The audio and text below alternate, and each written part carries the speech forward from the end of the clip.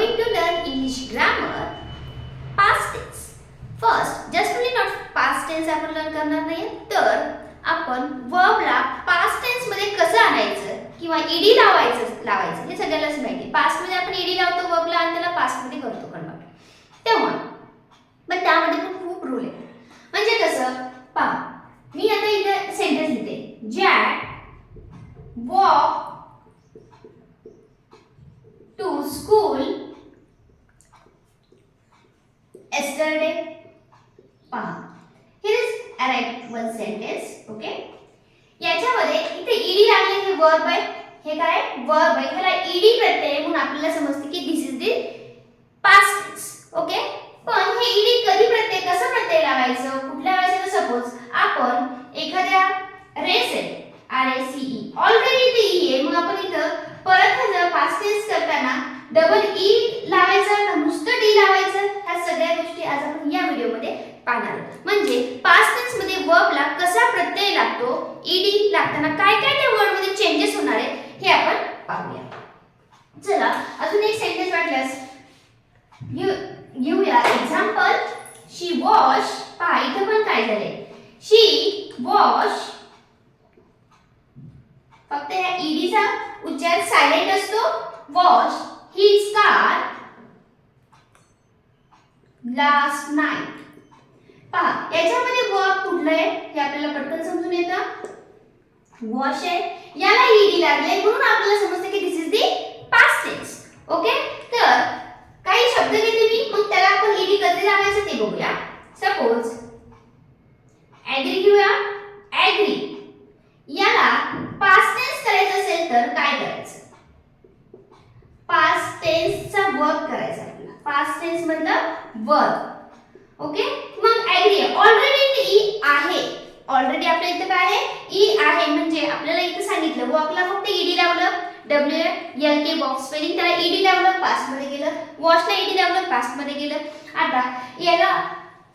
आता ह्याचं कसं होणार आहे, ऍग्री डबल ईडी लावणार का? ऍग्री ऑलरेडी इथं दोन ई आहे. पहा, मग इथलं एक ईडी काढायचं का नंतर लावायचं, काय करायचं? चला पाहूया. जर वर्डच्या शेवटला ई ऑलरेडी असेल तर जस्ट ओनली ऍड डी. तुम्हाला काय करायचं, ऍड डी, म्हणजे आपला होणार आहे ऍग्रीला ऍग्री शब्द लिहायचा आणि ऍड होणार डी, म्हणजे this is the answer of this question. Okay, चला पाहूया. रेस. पहा इथं पण ऑलरेडी ई आहे म्हणून फक्त डी ऍड करा, म्हणजे काय होणार आहे, रेस, म्हणजे झाला पास्ट टेन्सचा फॉर्म. म्हणजे पास्ट टेन्स मध्ये वर्ब आपलं तयार झालेलं असेल. लिव याला पास्ट टेन्स मध्ये करायचं असेल तर फक्त डी ऍड करा, काय इथं ऑलरेडी ई आहे म्हणून. मग इथे लिहायचं लिव, इथे करायचं लिव, म्हणजे ईडी लावून टाकायचं. ओके, अशा पद्धतीने तुम्ही ज्याच्या शेवटी ई असेल त्याला फक्त डी ऍड करा, तुम्हाला पास्ट मधलं वर्ब मिळून जाईल.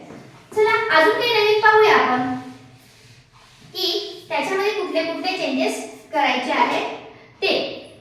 आता एक वर्ड घेते, BEG, बेड. परत अजून दुसरे घेऊया, स्पॉट. स्पॉट. आता याचा ह्याला ईडी कसं प्रत्यय लागणार, रॉब. आता याचा आपल्याला काय करायचं, वर्ब इन पास्ट टेन्स, म्हणजे V2 फॉर्म करायचा. सपोज कसला फॉर्म करायचा, V2. पास्ट टेन्स मधला V2 आपण वापरतो सिंपल पास्ट मध्ये. हे आपल्याला V2 करताना काय करायचं, इथं कॉन्सोनंट आहे, कॉन्सोनंटच्या आधी काय आले, ओवेल आले. एकच पण a vowel and a consonant, a vowel plus a consonant, म्हणजे एक ओवेल आहे आणि एक कॉन्सोनंट आहे असं असेल तर त्याला ईडी लावताना काय होणार आहे, BE डबल जी होणार. शेवटचं जे कॉन्सोनंट असतं ते डबल होतं. काय होतं, डबल होतं, आणि मग त्याला ईडी प्रत्यय लागतं. मग त्याला काय प्रत्यय लागतं, ईडी प्रत्यय लागतं. पहा इथं पण तसंच आहे, इथं ओवेल आहे, इथं कॉन्सोनंट आहे, मग इथं काय होणार आहे, स्पॉटेड, म्हणजे डबल टी नंतर ईडी, डबल टी नंतर ईडी. रॉब, ROB बी, इथे ओवेल आहे, इथे कॉन्सोनंट आहे, पण एकच पाहिजे. इथे डबल ई असेल तर नाही. अ ओवेल आणि a consonant. Okay, R O B, अजून एक बी आणि नंतर त्याला ई लावा. Okay, in this way we add. बघूया अजून काय घेऊया. Suppose plan. पहा इथे परत कॉन्सोनंट आणि ह्याच्या बाजूला लगेच ओवेल आले. ओवेल नंतर कॉन्सोनंट, म्हणजे इथे पण काय होणार आहे, प्लॅन. डबल एन होणार आणि नंतर डी लागणार. डबल एन होणार आणि नंतर डी लागणार. आता म्हणजे याच्यासाठी एक लक्षात ठेवायचं, अ कॉन्सोनंट इथे घेऊन देते. ओ अ ओवेल अँड अ कॉन्सोनंट जर आलं असेल एंड ला, कुठं एंड ला, तर काय करायचं, double the consonant and then add ED. काय करायचं, double the consonant and add ED.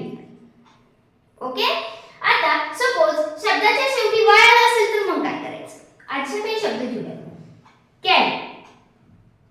आता याला वाय लावतो, ईडी लावताना काय करायचं, शेवटला वाय डायरेक्ट ईडी लावायचं का, C A double R Y लिहायचं आणि ईडी लावायचं. No, this is wrong. असं करायचं नाही. काय करायचं, याला वायचं कन्वर्जन आय मध्ये करायचं आणि मग त्याला ईडी लावायचं. ओके, नाहीतर दुसरा म्हणजे सांगायचं झालं तर वाय काढून टाका आणि आय ई डी त्याला प्रत्यय लावा. ओके, अशा दोन पद्धतीने तुम्हाला सांगता येईल, म्हणजे हे आपलं करेक्ट झालं. सपोज इथे जर आला असेल ट्राय, मग काय करायचं, वाय काढून टाकूया. टी आर वाय काढणार, त्या ठिकाणी आय घेणार, मग ईडी लावणार. म्हणजे याच्यामध्ये काय व्हायला, आपण काय ऍड करतोय, इथे लिहून देते, ट्राय प्लस हे रिमूव्ह करणार आणि आय ई डी ह्याला रिमूव्ह करायचं, हे काढून टाकायचं, नंतर आय डी लावायचं, म्हणजे होणार आहे आपलं ट्राय. ओके, चला अजून काही शब्द बघूया. सपोज क्राय आला असेल तर काय करायचं, याचा तुम्ही स्क्रीनशॉट घेत चला, अदरवाइज नोट डाउन करत चला, म्हणजे तुम्हाला त्याचा उपयोग जेव्हा तुम्हाला वीचा सेकंड फॉर्म आठवत नसेल, समजत नसेल काय ह्याचा V2 फॉर्म कुठला आहे असं आठवत नसेल, तर या पद्धतीने तुम्ही रूल अप्लाय करून न लर्न करता ॲक्युरेट V2 फॉर्म तयार करू शकता. सपोज टाईप, इथं पण काय करणार, वाय काढून टाकायचं, हा एकच काढून टाकायचं. Okay, plus I E D लावायचं, म्हणजे काय होणार आहे, T I D I E D. हा आपला V चा 2 फॉर्म तयार. जर शेवटला वाय असेल तरच हे अप्लाय होणार, अदरवाइज हे अप्लाय होत नाही. पहा मग तुम्हाला वाटेल आणि सिंपल कसे असतात, हे दोन रूल पाहिजे. ज्याच्या अ ओवेल आणि कॉन्सोनंट असेल तर काय होतं, शेवटी वाय असेल तर काय होतं, नॉर्मल एक वाक्य पाहिजे. म्हणजे वॉक घेतलं तुम्ही पहिले, वॉकला V2 फॉर्म कसा होणार, प्लस ईडी होणार आणि वॉकड लागणार. काय होणार, वॉकड. किंवा वॉश घेतला तर ईडी लागणार, डायरेक्ट ईडी लावून टाकायचं, काही फरक पडत नाही, स्पेलिंग मध्ये काही मिस्टेक होणार नाही, डायरेक्ट ईडी लावून टाकायचं. ओके, अशा पद्धतीने तुम्ही याला असं V2 फॉर्म तयार करू शकता. आता परत आय असेल तर बघितलं, ई असेल तर पाहिलं, असे काही आहे ते बाय. आता याला काय करायचं, हे कसं आहे, वाय आले, मग वाय काढून टाकायचं, आयडी लावायचं का, नाही. हे थोडेसे वेगळे आहेत, त्याला आपण म्हणतो जे रूल मध्ये बसत नाही, काय अपवाद असत. याचं मात्र डायरेक्ट V2 वेगळं होतं, जसं की बॉट. काय होणार आहे, बॉट. सपोज स्लीप घेतलं तर याचं काय होणार आहे, स्लेप्ट. कीप घेतलं तर काय होते, केप्ट. ओके, से घेतलं तर हे होणार आहे सेड. असे काही वेगवेगळे पण आहेत. जर सिंग घेतलं तर काय होणार आहे, संग होणार आहे. हे झाले याचे V2 चे फॉर्म, जे आपल्याला सिंपल पास्ट टेन्स मध्ये यूज करायचे आहेत. म्हणजे तुम्हाला सांगितलं लर्न करायची गरज नाही, जर असे रूल माहिती असतील तर तुम्ही V2 फॉर्म इझी तयार करू शकता by giving the verb. Okay, जे वर्ब दिला आहे ते वर्ब घ्यायचा, हे रूल अप्लाय करायचे आणि V2 फॉर्म तुम्ही तयार करायचा. अशा पद्धतीने आपण शिकलो आहे सिंपल प्रेझेंट टेन्स किंवा V2 फॉर्म कसा क्रिएट करायचा without learning. Just only apply the rule and form the V2 form. Okay, चला काही याचे शॉर्टकट सांगितले होते ते स्क्रीनशॉट घेत चला म्हणजे तुम्हाला त्याचे शॉर्टकट ट्रिक्स तुम्हाला समजत राहतील. आणि व्हिडिओला लाईक करायचं आहे असेल लाईक करून घ्या, शेअर आणि सबस्क्राइब करायला मात्र विसरू नका. ओके.